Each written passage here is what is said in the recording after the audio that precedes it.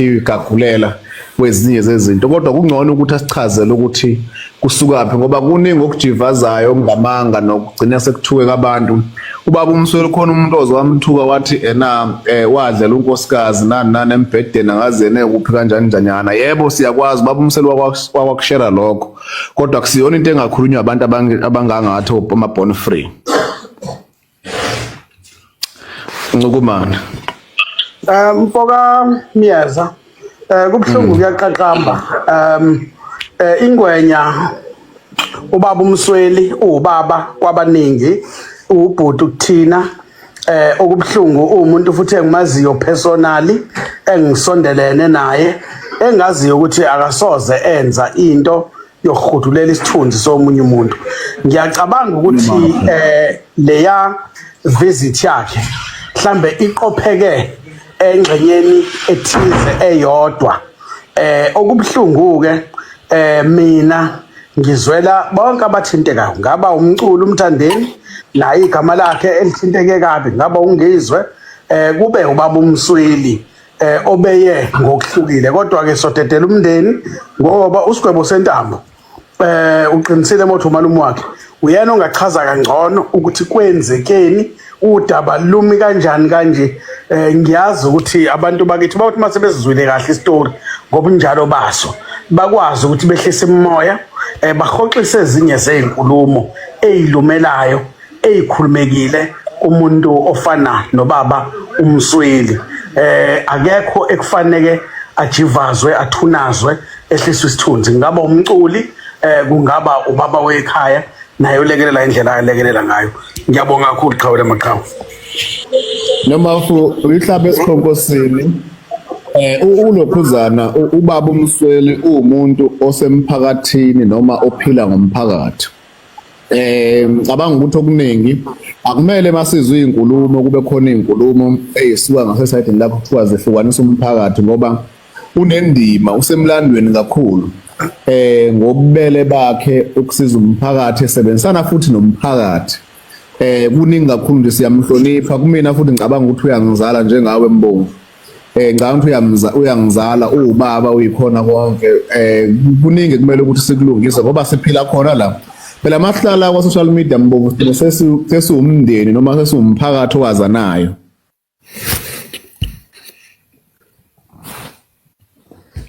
Nisekhona Mbongo ngazi noma Mbongo. Cha, angithi lezi zinto phela ukucindezela inkinobho lezi. Uyazi kunomngani wami insizwa sasikade sitholana kakhulu nayo, umfoka kaMkhize eyayilapha ya Richards Bay, eyaba nebhadi ke yalimala. Yes, angazi usumthola uSigwebo Sentambo. Ngicabanga uzongena manje ngo-22. Okay. Uyayazi uSigwebo Sentambo leyo nsizwa. Ngiye ngithi ke mina isikhathi esiningi empilweni iqiniso elifunekayo. Mawindoda kufanele kulimele iqiniso. Ngiyacabanga ukuthi izinto ziyaphuma esandleni ngokulahlekelwa yiunderstanding. Yebo nathi mina nje I deal with governmental issues. Ngithinteke lana lapha ya iplatform lengiranayo. Kuba buhlungu kwesinye isikhathi ufika ngokunye abantu bajike bona bagcine sebekweqisa, ugcine sewungena kokunye.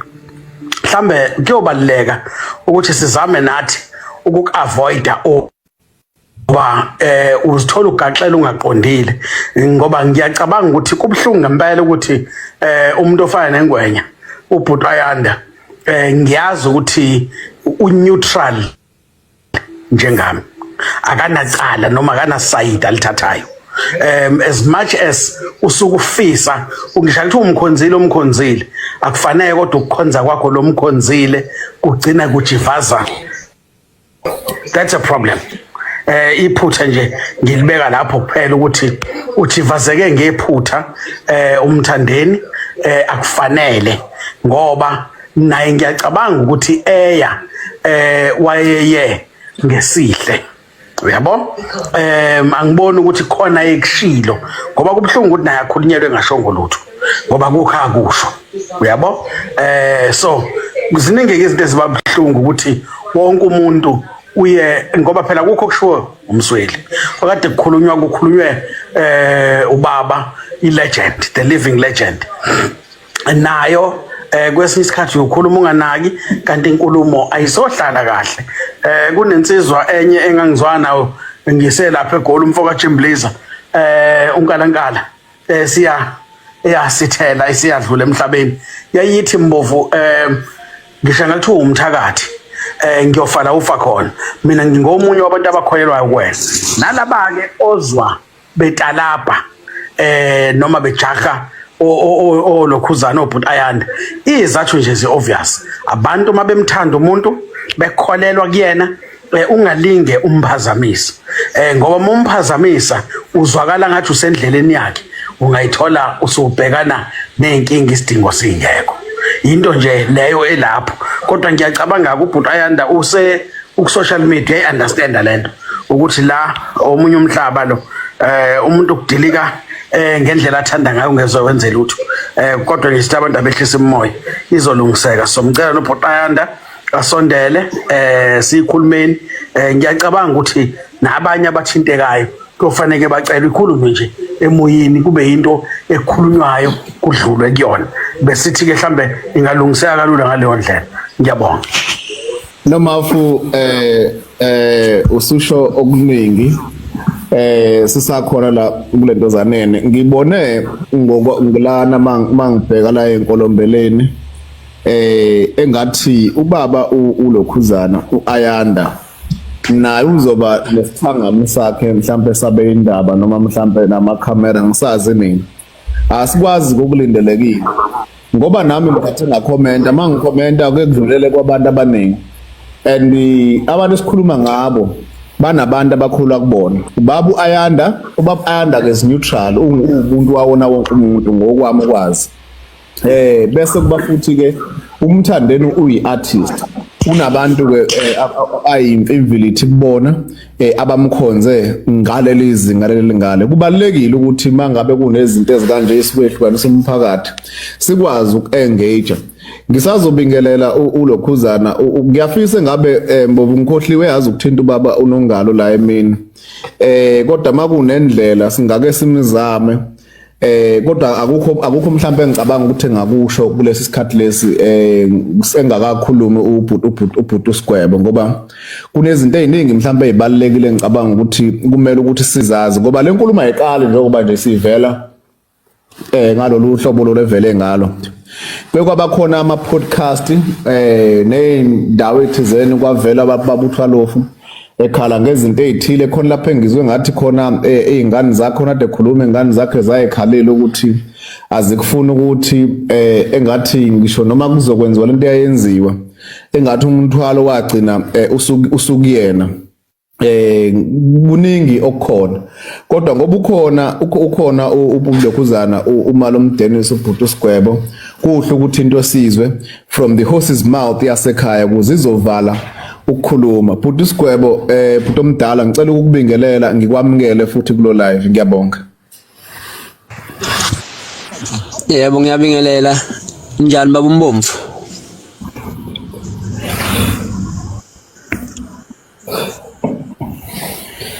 Unomafu ngicabanga ukuthi mhlawumbe nomzamo ucingo angazi. Nese we Mahlobo. Sanibona Mahlobo. Yebo baba njani? Ngiyaphila nina. Hayi siyaphila. Angani ngizwakala ngisengivele ngamanje eceleni komgwaqo bese ngisendleleni bese sikhona engiphuthuma khona. No, akunankinga bhuti uSigwebo. Bhuti uSigwebo to cut the story short ngoba uhamba endleleni. Cha mfethu umuntu ucommentile la odabeni oluphathelene noKhuzana nobaba Thwalofu oyilegend baba Thwalofu oyilegend yakwaMaskandi ngezona zonke izinto ezenzakalayo nezinto ezisherayo la kuma podcast nabeyindaba kuningi osekushiwoyo kodwa esikukhona kakhulu inkulumo ebekhona phakathi kwakhe nobaba uAnda Mswele ngicabanga ukuthi igcinisa usudweshu lwangaphakathi nolwangaphandle emphakathini angazi ukuthi ubhuti njengomuntu engibone vela khona inkulumo lapho khona engengayibona ku YouTube iveza ukuthi ubhuti uSigwebo uyena umuntu wa insista kakhulu nowalekelela ukuthi ubhuti lapha umthande nagcina kwazile ukuhlangana nobaba u12 kuningi kwabakhona ngoba ngizokuze kukhulunywa nangezinto eziphathe noma noma support ukuze kuzoshuthwa lento eyayishuthwa ngalesikhathi leso ubhuti bengifisa ukuza ukuphawula kwakhe ngalolu daba ukuthi into ngisuka phi imi kanjani kwenzakalana. Cha mfowethu anginqamlele nje ngibingeleleke nabafowethu abakuma comment. Uyazi ukuthi mfowethu kunento eyenziwe labantu laba cishe abakwaXhosa noma nabesuthu bayenza leyo ukuthi umfana uma ngabe engena esigabeni esithize sokuba umfana ahambe yohlala entabeni nabanye abafana bekhulisana ngendlela abakhulisana ngayo. Lokho kumenza ukuthi abuye ethi mayebuye ekhaya ibuye senenhlonipho esekwazi ukuhlukanisa umuntu omdala nontanga yakhe. Thina ke njengamaZulu ngicabanga ukuthi leyo nto leyo asinayo inhlahla yokuyenza. Yikho ukubona nje njalo masikhuluma sihlale sikhuluma into esihlaza ngoba sazi ukuthi sihlakaniphe kakhulu kunabanye abantu. Futhi thina sazi ukuthi ayikho into esiyoyikhuluma siphikiswe ngoba njengamanje sinamalungelo esawanika uThabo Mbeki. So ke vele into ya ilena nje sikhulumayo ngisho ungayichaza ngendlela ongayichaza ngayo uvela umuntu ongafuni ukuzwa ngalendlela ozobe uyichaza ngayo akezuyizwa. Kodwa ke ngizoyibeka into engiyaziyo ngizokhuluma mina engikwaziyo umuntu nomuntu uzokhuluma akwaziyo lapha athanda khona. Nguhloniphile nje futhi ukuthi ngiyizelana ngikhulumile nawe mina ngiqale ngafoyela ungizwe ngamtshela ngalento ukuthi iyanginyanyisa ngendlela eyenza ngakhona. Yebo ukhona ukuphatheka kabi khona ukunyanya iyanginyanyisa ngamchazela futhi izathu zokuthi inginyanyisa ukuthi yini ngase ngifonela wena.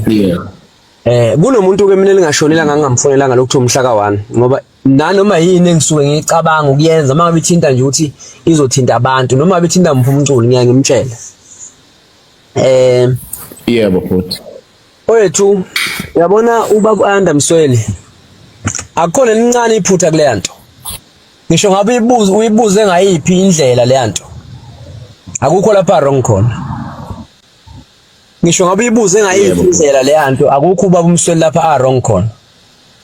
Kuukuthi sinenkinga yazi ngithe ngathi mangikhula ngezwe kuthiwa kunento ngangizwa kuthiwa kunento kuthiwa impene leyo nto kwakuthiwa itholakala ebantwini thizeni kodwa ngiyibona ngathi singene kakhulu emadodeni futhi semlonyeni ngendlela okwenzeka ngakhona. Angibazi abafana banamhlanje ukuthi ukukhuluma ongaka bakuthathaphi. Mfowethu lento ihamba kanje uyabona ngafona lo Masondo kwakuwelesibili wathi uMasondo unjani Sigwebo besicabanga la sinomthandeni nongizwe ukuzovakashela inkosi yoMaskandi okumalume. Yebo kulwesibili ngathi mina kuzoba into yanini wathi uMasondo sicabangela olwesine yabo ngathi uMasondo mina lento siseduze kakhulu kanti isimo asimile kahle since umalume nimazi ukuthi akasebenzi nami futhi imicimbi angisayithola tholi uyabo ngoba nami bengizolekelela la engingalekelela khona uyabo. Yebo mhlasimpe masingazama ukuthi lento ke sibuye siyihlele ngizoke ngikhulume nomalume athi uMasondala Sigwebo idate esinayo thina eyangolwesine akumcela umalume umuzi ukuthi uthini nathi Sigwebo ngoba isimo sakho siyasazi siyolekelela lapha silekelela bawo ewasho kimi kancane bhuti uSigwebo ulokhuzana ubhuti laphana uMasondo Nyambose ungamkile waveza ukuthi bayokwazi ukulekelela lapha bangalekela khona ngoba isimo ngoba phela ngithi ngichazile ukuthi mina ngoba kungasebenzeki nje kanje lento yemicimbi sinabantu bayo uyabo isiqashwana ngesisebele kulento yemicimbi uyabo. bathi wathi bazolekelela abangalekelela khona athi naye lo anginankinga Ofuthi futhi leyo kakhulu yes. Ngafonela ungizwe naye wakhuluma same story. So ke ngifuna lento kuyinqamlela. Ngamfonela umalume ngamchazela ukuthi malume lana kuzofika ungizwe ehamba nomthandeni angimbalanga uMasondo ngoba ngiyathi malume ukuthi kancane ngazi uMasondo. Yebo. Ngafranta ngongizwe ngoba ngiyathi ungizwe uyamazi yabo. Bazoshutha kunento enzo umthandeni ya TV bathi bazoshutha leyo nto leyo. Kodwa bazolekelela ngabazolekelela ngakho uyabo. Yebo. Umalume wangiphinda ngento eyi1 wathi umalume mshana uyazi ukuthi mina angisebenzi anginamali mina uyabo. Futhi ngeke ngihambe ngicela ukudla emizini yabantu ukuthi kudlo ongizwa. Ngathi mina malume no. Mina ngizozama ukuthi ngingenelele ngendlela engangenelela ngayo. Ngingqongqozela engangqongqoza khona ngoba ngicabanga ukuthi malume uma ngabe ukuthi umthandeni uza la na uzoba nethuba lokubuza ofuna ukukubuza engangike ngakuzwa kumalume kusho mina ukuthi kungani umthandeni emagameni onke azakhethe yena ukuthi athi wawuyeka umculo wo12 ngoba umsizanga ngalutho. Ikhuluma ngikhuluma nomalume leyo. Ubhuti Sigwebo uyayazi lo nkulumo isuka kumthandi. Ngiyayazi phela ngikhuluma ngekhanda mina nguphuza futhi utshwala ayikho into engayikhuluma bese ngithi sengiyikhohliwe. Angiphuzi isidalo mina akaze ngiphuze futhi. Manje usuthini manje abantu abaphuza utshwala kodwa ke asiqhubeke bhuti yebo. Ngifuna ukuthi ke mina mfowethu umuntu omunye ngamfonela ngalento ngafonela yini baba ungubani lo la we-clean government. Yebo. Ngimbikela ukuthi njengoba bengazi ukuthi uyelekelela ezintweni eziningi mina ke naye siyazana ngenye indlela ubaba nje kimi engazi ukuthi manginenkinga ngikhuluma naye. Kuzofika umthandeni la ehamba nongizwe bezokwenza 1 2 3 manje seku late engikhumbula kahle ukuthi ukupaquza kwami ngize ngithola usizo uncedo eMhlathuze umuntu onesandla kakhulu ekutheni sincedeke eMhlathuze uyena ubaba ngubani. Manje webhuti Sigwebo ngoba sisemphakathini ngale nkathi kuzoza omthandeni isimo esenziwe ekhaya uaccommodate ihambele ezobe zikhona noma mhlawumbe kuzobe kunosaziwayo osaziwayo ngoba phela ungizwe usaziwayo umthandeni usaziwayo kwagcina kuphoqeleleka ukuthi nigcine nize nilekelele umasipala noma mhlawumbe eMhlathuze ukuze nikwazi ukuba accommodate bebe bezoshutha mhlawumbe ishow ekhaya. No phela mfowethu yabo nje mina njengami njengoSigwebo. Yebo bhuti. Ukuza kaMthandeni kumalume ngakujabulela uyabo. Yebo. Kujabulisa ukuthi akekho umculi oseke weza lapha ekhaya ethi uzohlala nomalume uMthwalofu kunento azoyikhuluma naye uyabo. Yebo bhuti. Le yanto ngayithanda kakhulu uyabona. Ngawokuthi bangakutshela ukuthi mina izingane ezinye zikaMalume uMthwalofu malume nezingane eziningi kakhulu. Zayingafona umthandeni eze laphana. Zazi ngimise ngombuzo oyi1 ukuthi ngoba wathi umculo wo12 wawuyeka ngoba umsizi uzofunani manje pho ku12 ngoba into ephathene no12 futhi yena emsebenzeli. Uyabo? Yebo. Ngagcina ngingane futhi kodwa ubhuti Sigwebo wakuvumela futhi lokho naye bewayekwazi wakuvumela ukuthi umthandeni eze ekhaya. Njengoba phela ngithe ngigule ekhanda libe ngikhuluma khona lokho ukuthi la emculweni mfowethu kunento ekhona manje okumele abantu be-understand. La emculweni uyazi ukuthi mina njengoSigwebo ngingakhuluma into manje ngiphinde futhi kusasa ngikhuluma enye ephikisa le kade ngiyikhuluma. Yebo. Yabo yini into eyenzeka emculweni ingoba ukukhuluma kumahala uyabo nanokuthi ulimi ngoba luhlala ematheni nje amathe kuyenzeka kushisa ukhuluma into ozoyikhuluma manje aphinde akushisa kusasa uphinde ukhuluma uphikisele into ade uyikhuluma uyabo. Ngayithatha le nto kaMthandeni mina njengento eyijoke ezumculi yabo ukuthi ubengayikhuluma personal ukuthi ulwisana nomalume uMthwalofu yabona. Nezingane futhi ngayi-understandisa ukuthi cha lento ayiyona lento enicabangayo uyabona. Okungenzeka kuMthandeni wayeyikhulumela uzofika ichaze kodwa babeni mayifika la uyabo. Ngangokuthi izingane zagcina zithi hayi lento le angiyiphathe mina ngize ngiyiphethe uyabo. Ngiyezwa. Mina ke mfowethu uma lumthwalofu ngiyomlwela ngize ngife mawuthi kuyofa mina kuqala ngoba ngicabanga ukuthi yena umuntu mina engihlale naye sihlale endlini eyi1 iminyaka engaphezulu manje kwe20. Uyabona? So ke yikho ngingafuni ukubona umalume eqhaphazeka. So ke mfowethu ke ngifuna ukuya kulento mina kaMsweli kakhulu. Ngiyakubona konke lokho okunye. Yes. Engicabanga ukuthi yona esibhizi ngayo.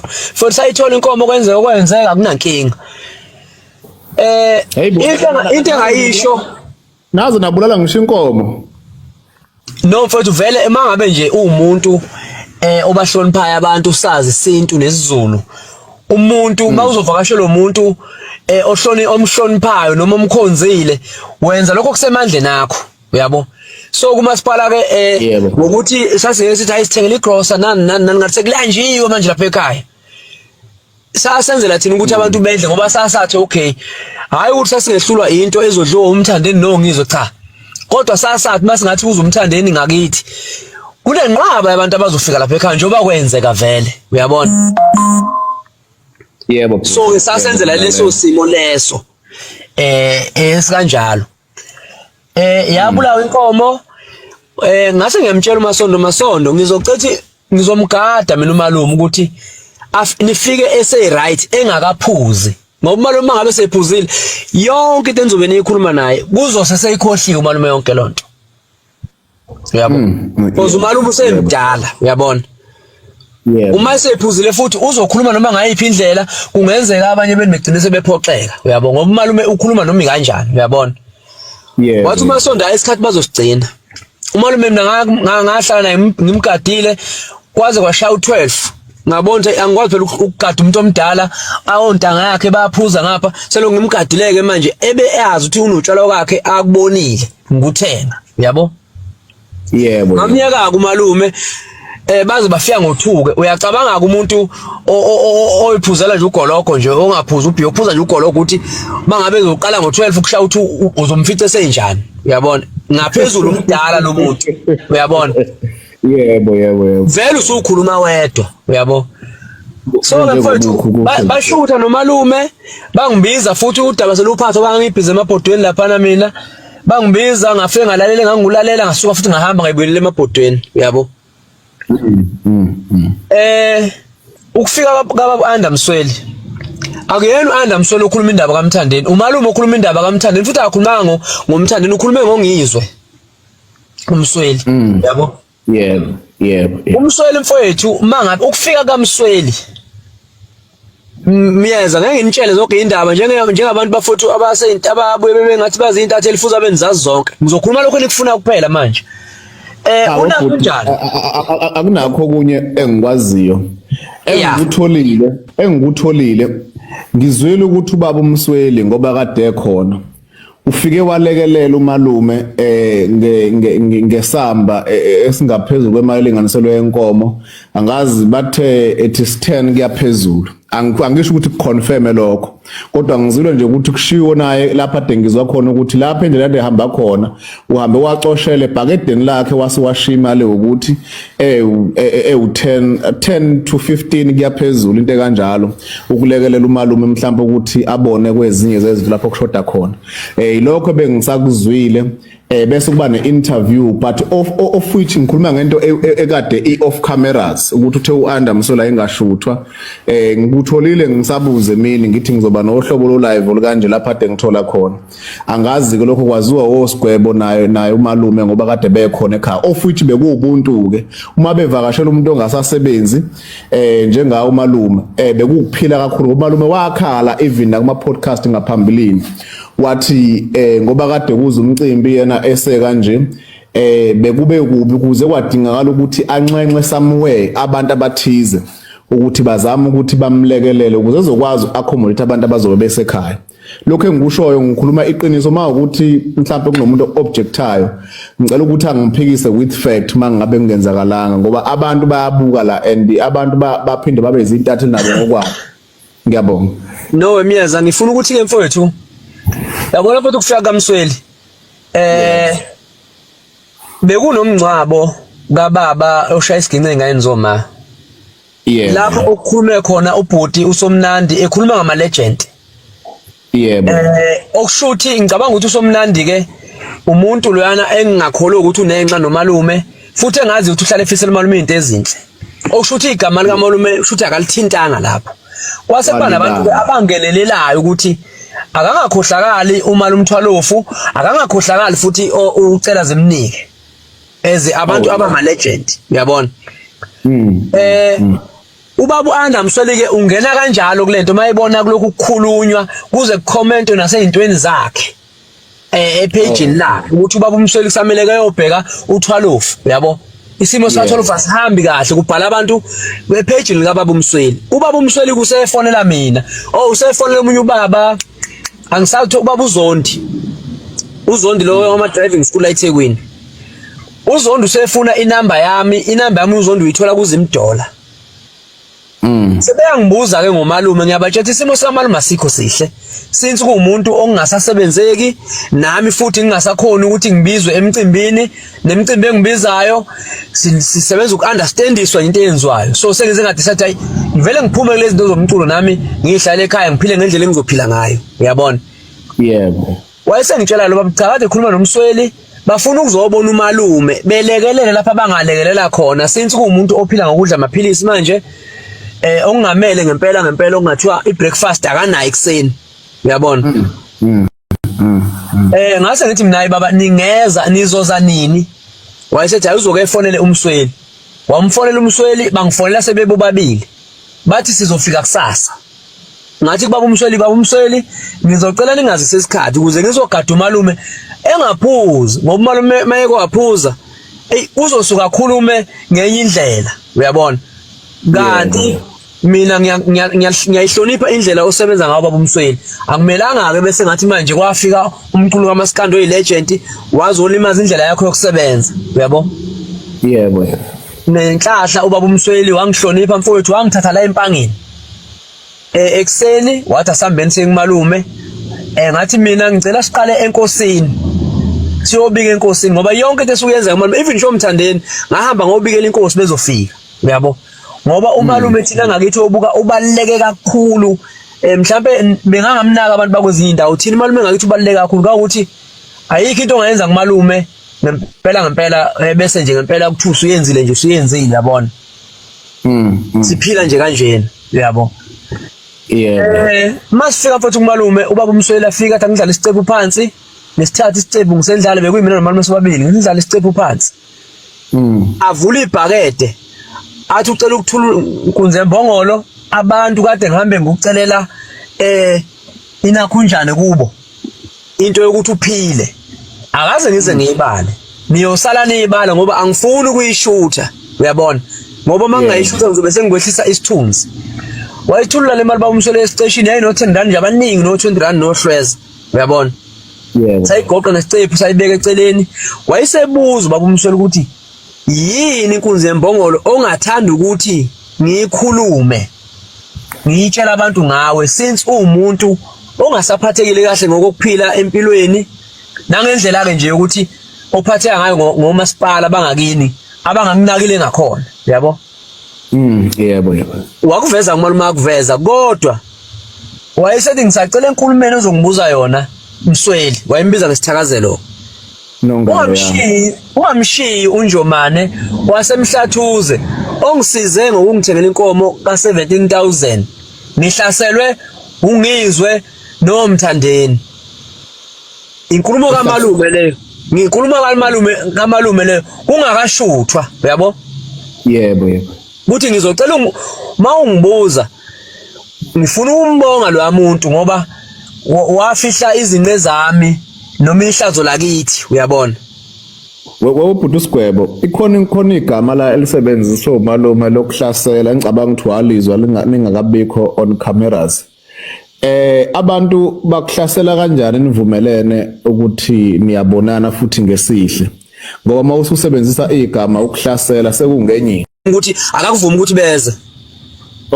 Ukuhlasela kodwa ke futhi wayekwazi ubhuti uSigwebo wasuthini malume mayesethi kuMsweli ubehlaselwa. Mfowethu umalume phela ukhuluma noma yini indala kunami mina ngikhuliswe ngenhlonipho.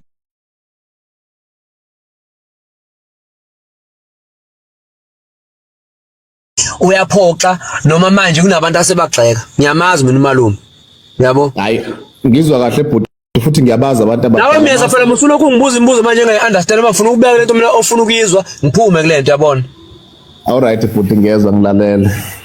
Kwethu ubaba uMsweli kuthe kusakhulunywe kanjalo. Wasuka ke ubaba uMsweli kwaphoqa ukuthi ayofunda manje itraffic. Uyabo? Yebo. Engakaqedi umalume ukukhuluma lento, uyabona?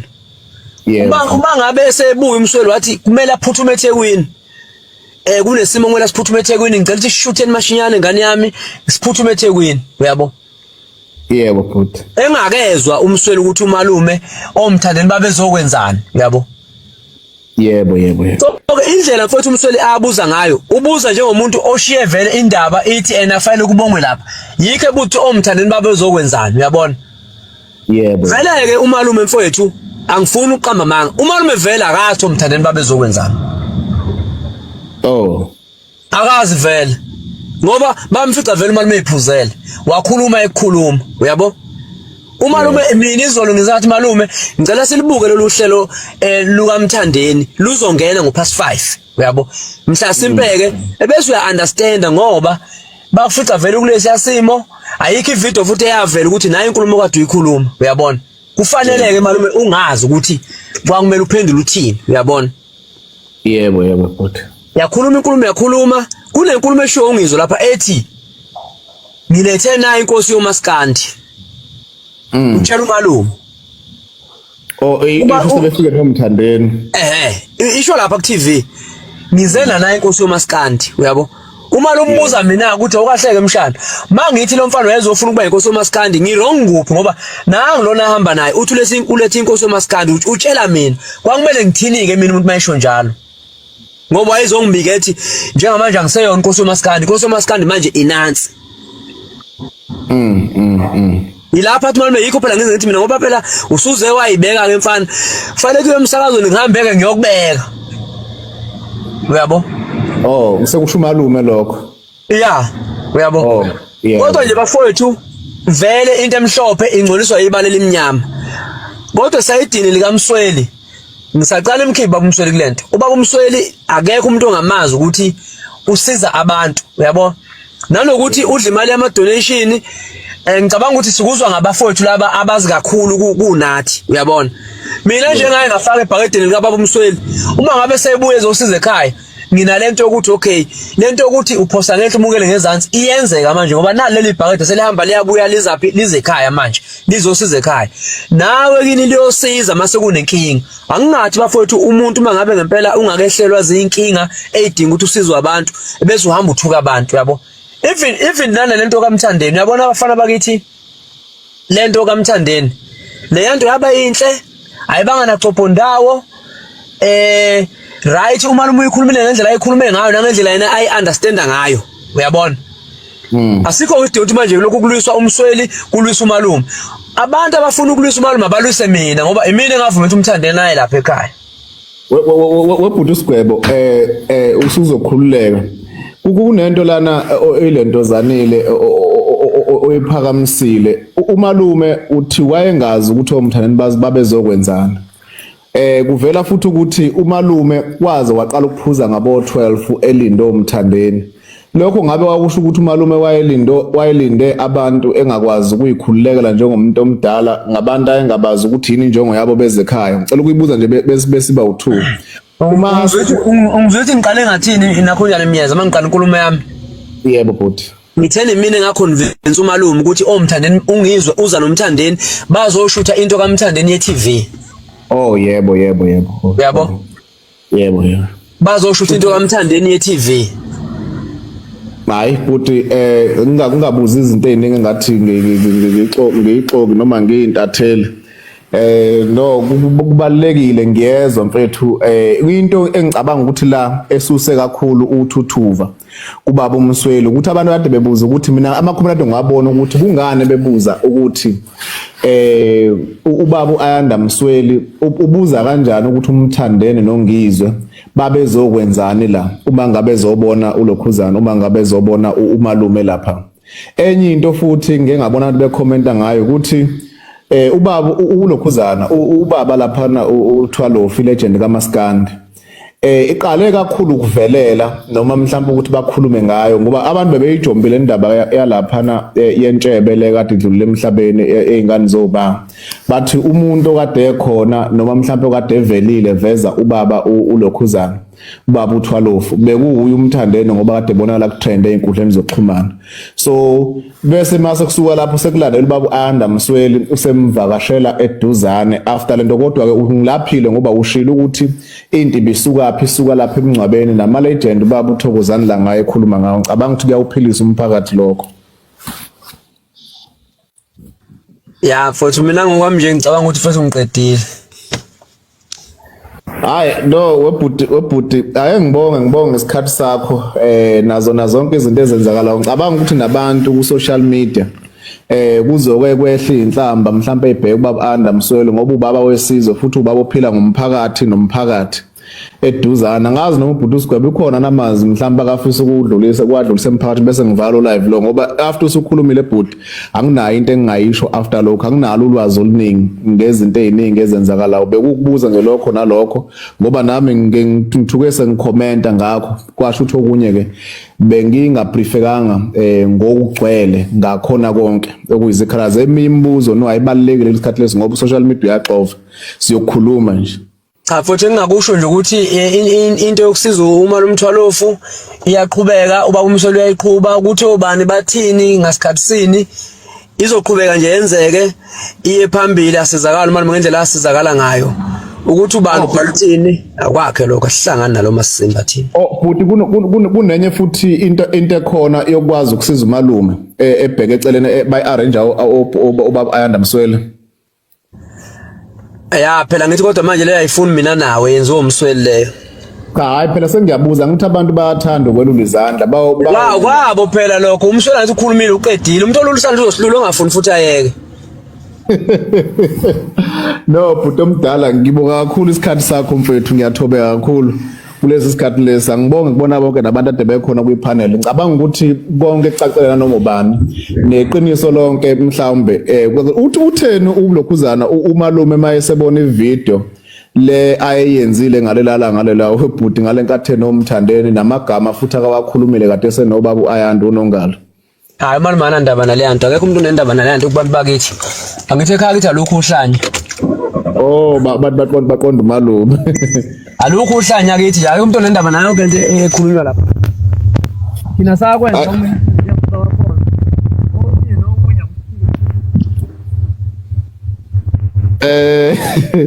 Bhuti usigwebo no kulungile bhuti omdala ngiyabonga ngicela udrive uphephe lapha ebusuku ngibonge nje ukungihlonipha mfethu ngingelutho ngiyakuhlonipha kakhulu bhuti omdala niphile njalo ekhaya nomalume.